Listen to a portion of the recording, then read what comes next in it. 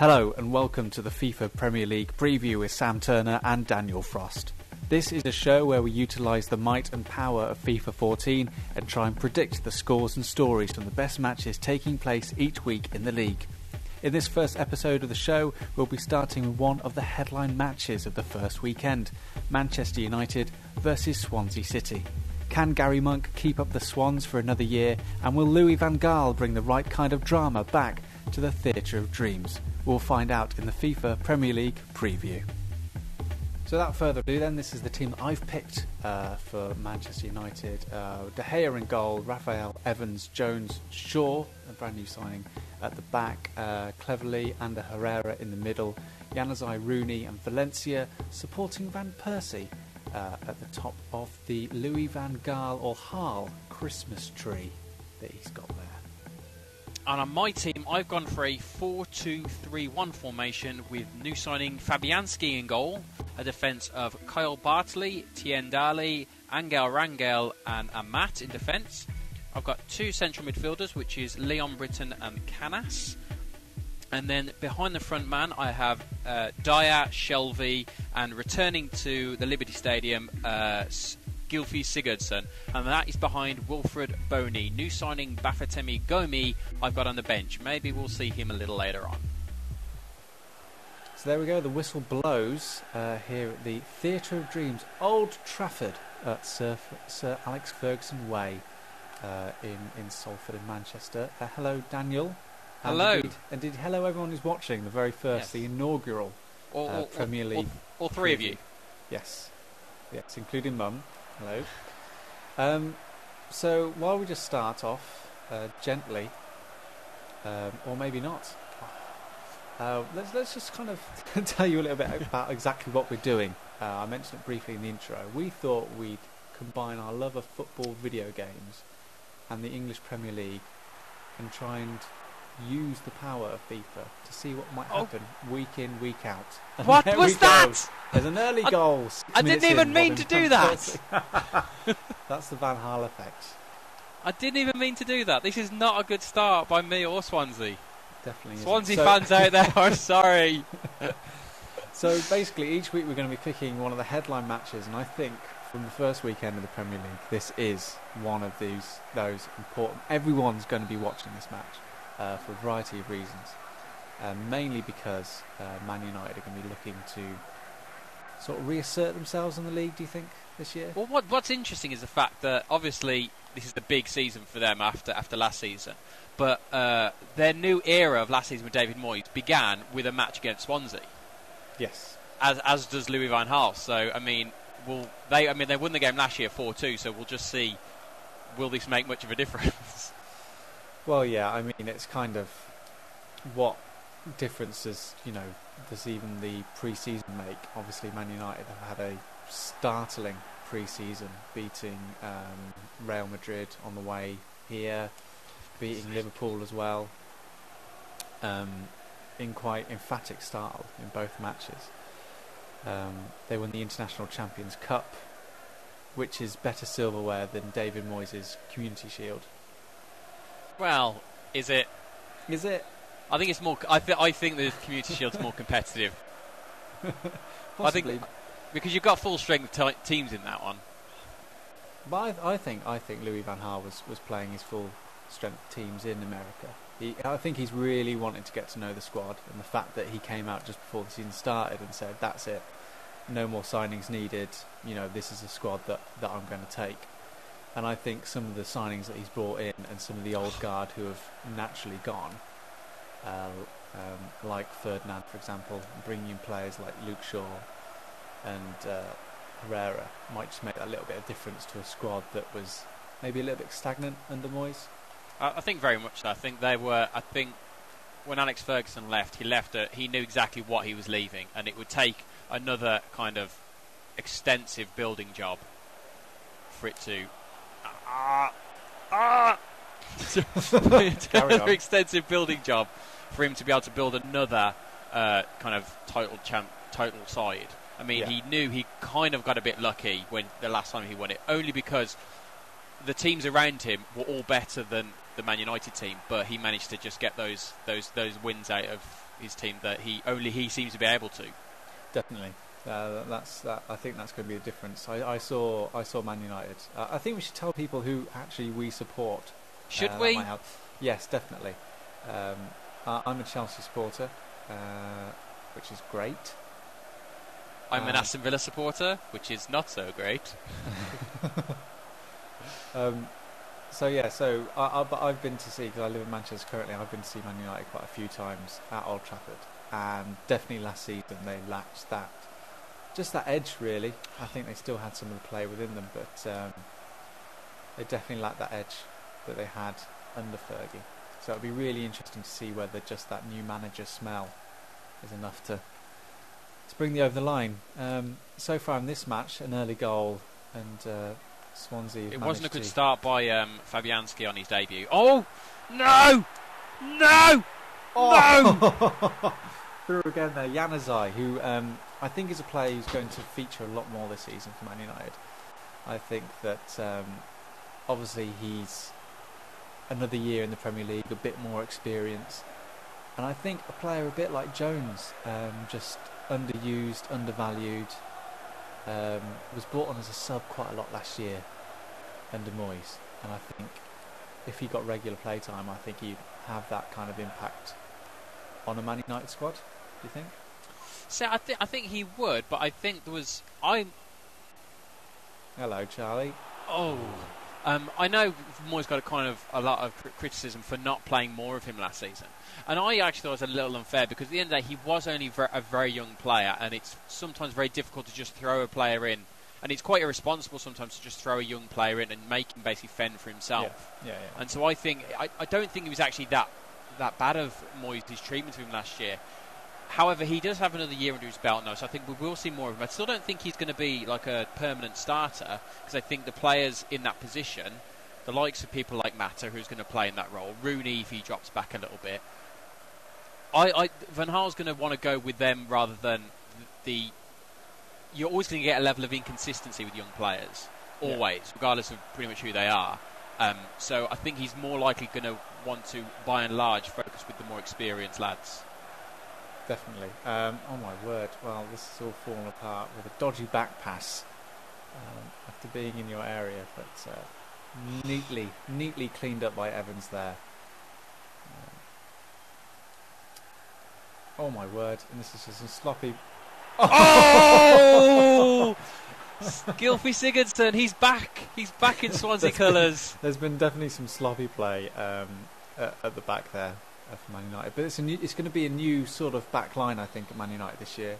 I would predict, and FIFA has shown me that there would be maybe a bit of getting used to this back line. I think Shaw's going to feature from the start.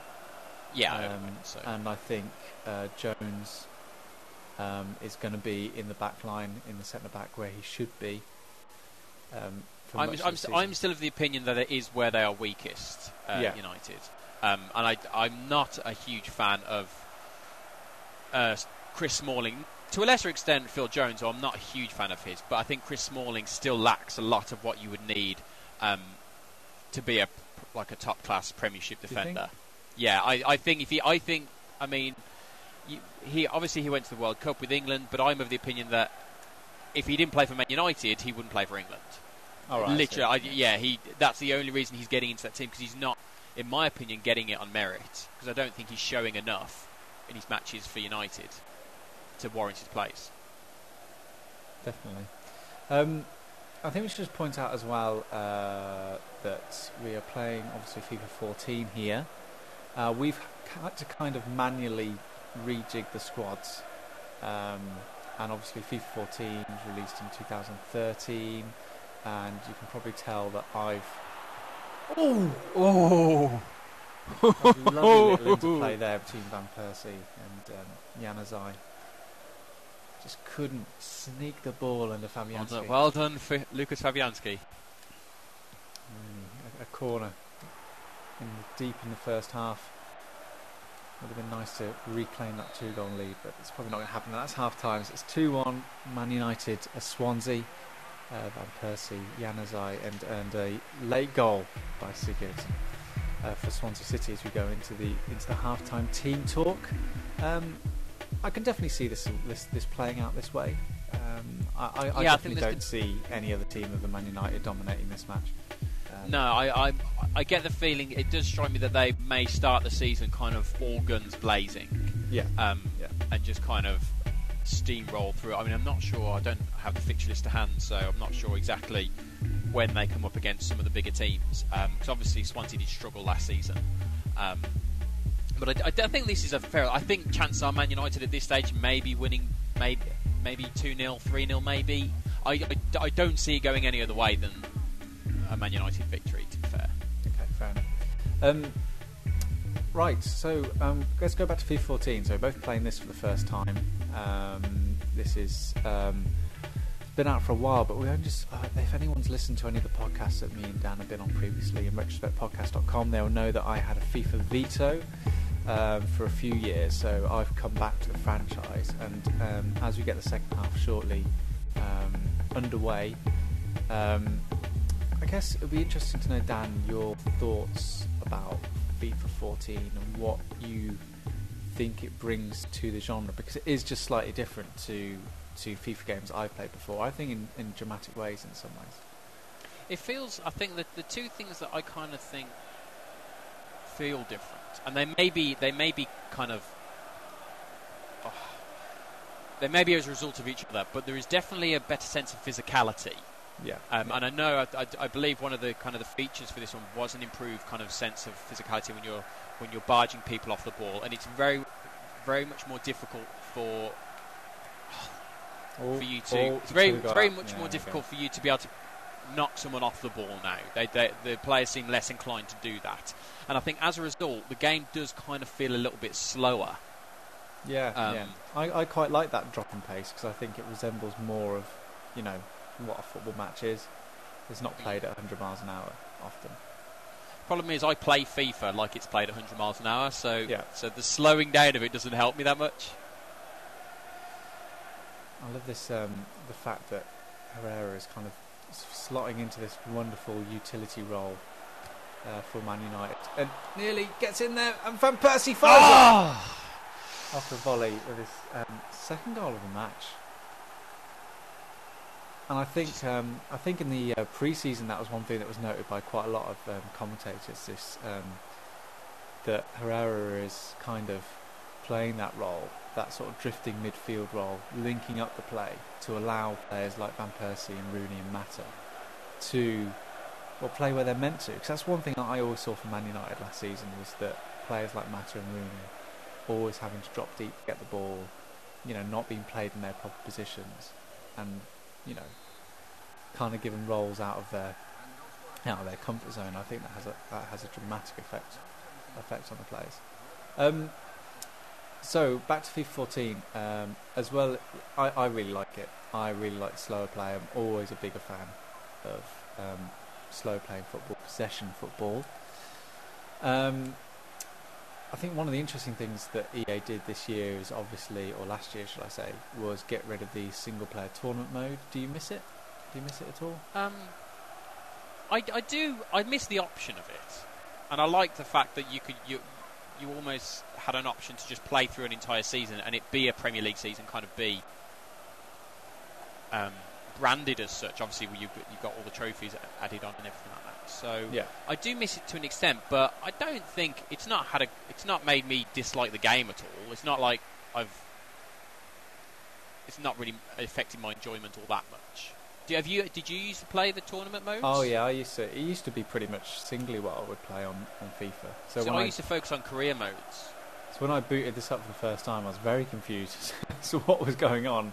And one Google search later led me to the article where EA were talking about why they got rid of it, which was for reasons, which is always good to know. Apparently, though, they got rid of it because it was one of the least used parts of the... oh my word, this is a wonderful run by Rooney here. It's got a bit of space, but just closed down there as approaching the box. So it was one of those things that they obviously found out because of online play and collecting information about players online, that it was just being underused. So definitely taking it away to put more more information and put more effort into other parts of the game. I think it shows. I think it really does show. Things like the FIFA Ultimate Team, which I've never played before, and I guess over the weeks that we're playing the Premier League preview, we will talk more about, definitely about how our teams are getting along. My team's called Withington FC. And my team's called FC Thimbles, which means something if you are a listener to our podcast. It will mean something to someone. And to someone, if you're just a general fan of thimbles, that'll mean something to you as well. You'll probably be happy that thimbles are getting a place in football. Have you renamed all your players after certain different types of thimbles? Are there really that many different types of thimbles? Yes, of course there are. Big ones, small ones. Okay, so I've named my striker Big One. Right, we spent all this time talking about Man United, and none of the time talking about Swansea City, which I guess is the way the Premier League will go until the end of the season, or until Swansea City is struggling. Obviously, they're sticking with their manager from the back end of last season, Gary Monk, who used to be a player, but now he's not anymore a player. He's full-time manager of the squad. And I've always liked Swansea City. I've always liked the way they play, usually always quite creative and inventive with their passing and their play, but not more so than this Man United squad, who are... Herrera nearly got a goal there. I think he's been a standout player for Man United in this first Premier League preview. But yeah, I've always had a soft spot for Swansea. I think it's very easy to have that soft spot because they do play such nice football. How do you think they'll play this year? Where do you think they'll? It's difficult because I kind of predicted that they would struggle last season, and that's nothing due down to kind of any dislike I have for them. But I'm always of the opinion of any promoted side who does well in their first year will always do considerably worse in their second year, and will always either fight or may even go down. And it's been the case for many, many years. And so I think when Swansea came up, they did so well when Brendan Rodgers was there. They then brought in Michael Laudrup, and I think that kind of just delayed the second season syndrome, which then happened last season. Yeah, so it's difficult to know how they'll do this season. Having Gary Monk in charge wouldn't fill me with confidence if I was a Swansea fan. No, it doesn't me either. No. I think that's generally just a lack of experience, and I think like bringing in a manager like that is good for like getting over the line. You know, just giving a bit of that push when it's come to the end of the season, which is what they needed to stay up in the league. But whether it's going to last them a whole next season, I'm not too sure. I would be surprised, and I think the bookies would agree with me if he's in charge at the end of the season. I don't. Oh! But this could be. It's the 88th minute. Wilfred Boney. A lovely little header marked at the back post, but managed just to climb ahead of the Man United defender there. And this could be an interesting end to this match.